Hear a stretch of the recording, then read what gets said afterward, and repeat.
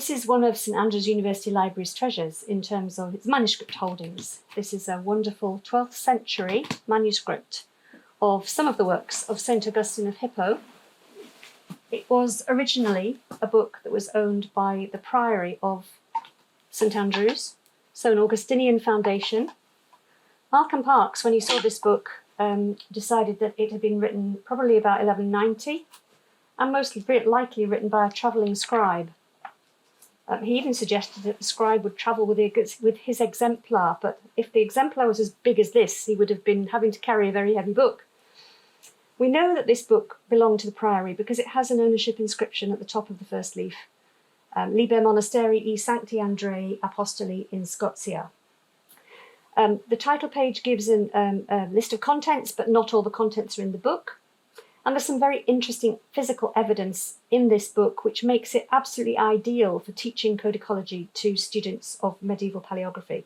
And that's how it's most frequently used currently in our delivery of teaching to master's students.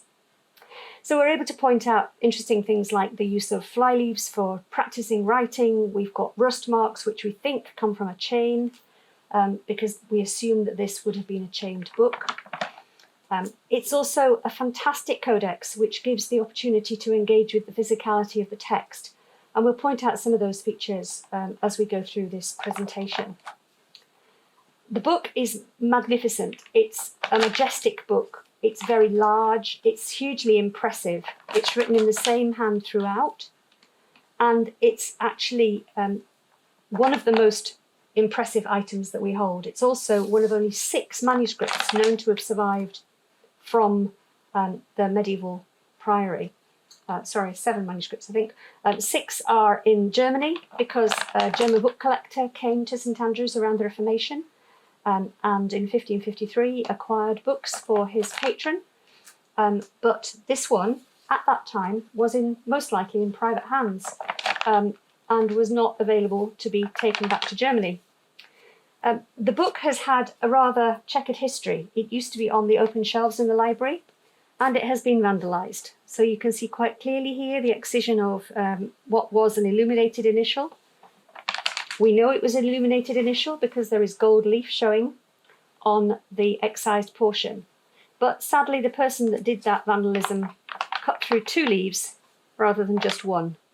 So this leaf actually didn't need to have its portion cut out, but it just happened by accident.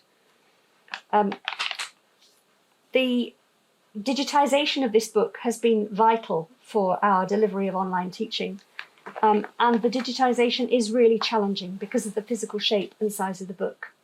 But there are lots of aspects of the physical work which need to be replicated and need to be explained. And in person, in class, you would be pointing out the chewed edges where some rodent has had at it to make a nest. And yet that only is in the first third of the book. When you come to the lovely decorated pages at the opening of this gathering, the rat hasn't eaten its way through these pages. It's a manuscript that has been heavily annotated over time. It's been heavily used. The assumption is that it would have been in the Priory Library and used by the Augustinian monks as a work of their Augustinian founder. I'm just going to turn to one page which gives an indication of the history of the manuscript during the Reformation. Finding your way through the manuscript is always a challenge, and that wayfinding on the digital is as important as it is in the manuscript. So on this verso leaf here, we have ownership annotations, the inscription saying, James Winram and Margaret Lauder, my sweetheart. So if you like, this is the equivalent of carving a name in a tree trunk to show that you are declaring your love to the world, but they chose to write it in a medieval manuscript. The Winram name is important because Winram was a cleric who managed to survive through the Reformation. Having been Catholic, he became Protestant. And the supposition is that this book was in the hands of the Winram family during the Reformation, and that's why it wasn't burnt or stolen at the destruction of the monastic library. The thing I find quite interesting about this codex is this tipped information in on the back by D.C. Cockrell about the condition that the codex was in when he received it. and what treatment he carried out to it in 1962.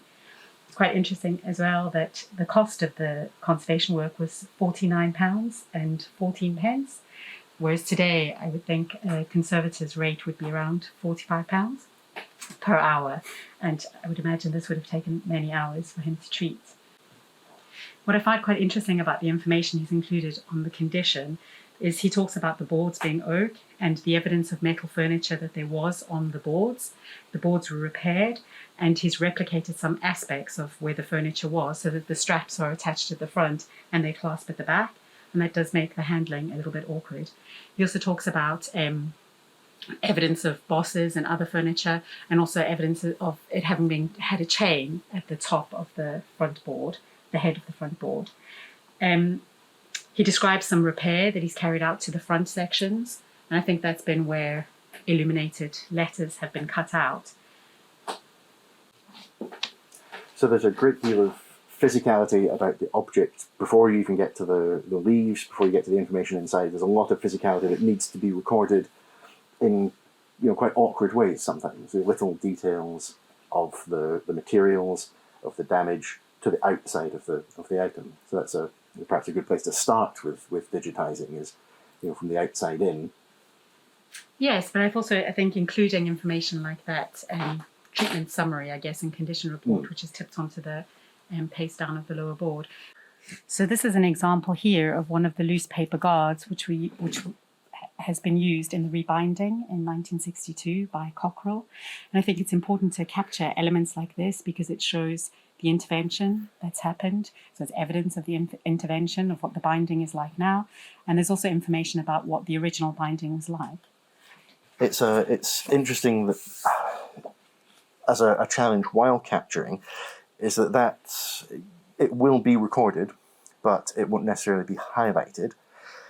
It's quite possible that it's worth, with small details like this, it may be worth photographing from a completely different angle separately. And of course noting as part of any catalogue record, making notes of these things. But so it's also, it shows that it's very important when capturing that you capture the entire object, and in this case the entire leaf, including the gutter. You don't crop away any of that.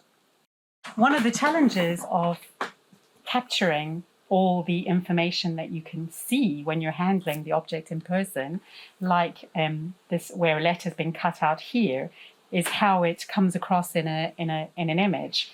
It's not always clear to see where the cutout is in the parchment, but by using something like the manila behind, perhaps this sheet is too large, but it gives an indication of where the hole is. And that is quite interesting, maybe for where there are holes in the parchment from the production, or where the letter was cut out and the folio underneath was also cut at the same time. So you can see here that there is an old repair here where the parchment has been stitched. And again, it's very close to the edge, so that's something that you'd have to be very careful. You're not going to crop that out of the image, or you will lose it entirely. The fact that someone has taken the time and the effort to repair this. It's small details like that, particularly on a large object, that's where the only solution is to digitize in very high resolution. The higher the better, recording every little detail, so that once you're experiencing this in the non-physical world, you're looking at it on a computer screen, you should be able to zoom in to to a ridiculous level and see these tiny little details. It lets you interact with the object in a different way. You get a view that's even better than using a magnifying glass in person.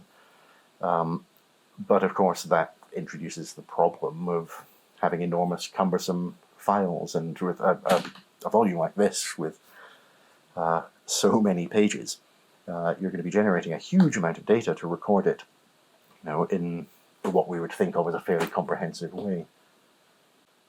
So I suppose your high resolution, Eddie, also makes sure that this evidence here, which Maya's pointed out, of the pin pricking and ruling, is also still visible. You can also see evidence of ingrained surface dirt, which corresponds with the size of the page above it or next to it. So here we've got an example of a piece of parchment that was that had to be fixed by the parchment maker. So back in the 12th century when they made the parchment, there was obviously a big hole here, and it must have been a very scarce and expensive resource, so they didn't want to waste this sheet. And so someone has very carefully stuck in another piece of parchment here. And we know that it's original because it's been written over in exactly the same hand in the same way as the rest of the volume. So it's not a later repair. So by using transmitted light, it should be clearer to see, well, the chamfered edges of the original parchment repair, but also how continuous the line of text is. So it just shows, and also the lines of the ruling, which I think just gives further physical evidence that it was done before the page was written. I think this is quite interesting as well, just looking from this and just having pointed out where the pattern of dirt is, you can see and feel that this folio below is the flesh side and this the hair side.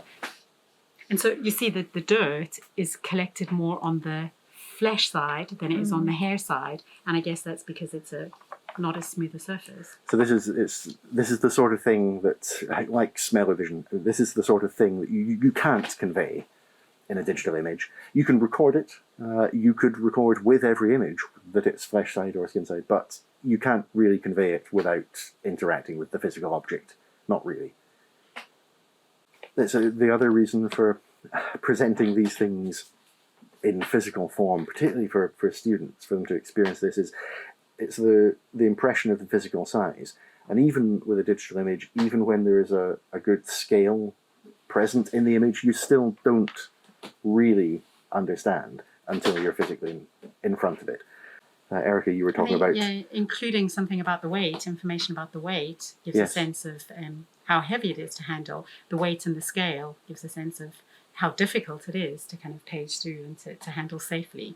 Of course, the weight and the scale are the things that make it particularly difficult to digitize. An item like this requires very careful support, and the awkward part is that support needs to change constantly as you're working from one end to the other. And often with an item like this, you'll be digitizing it one side at a time. You'll photograph all the recto first, then you turn it round, support it that side round, and then you photograph the versa side.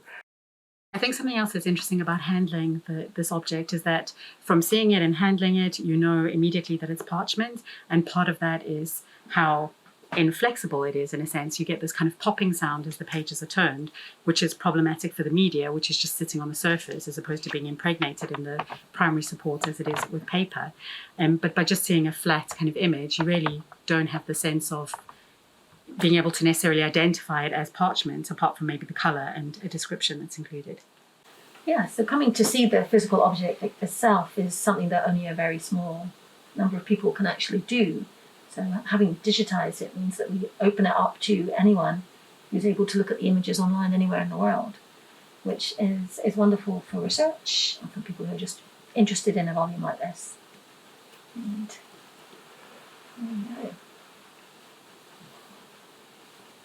Look at the weight of it.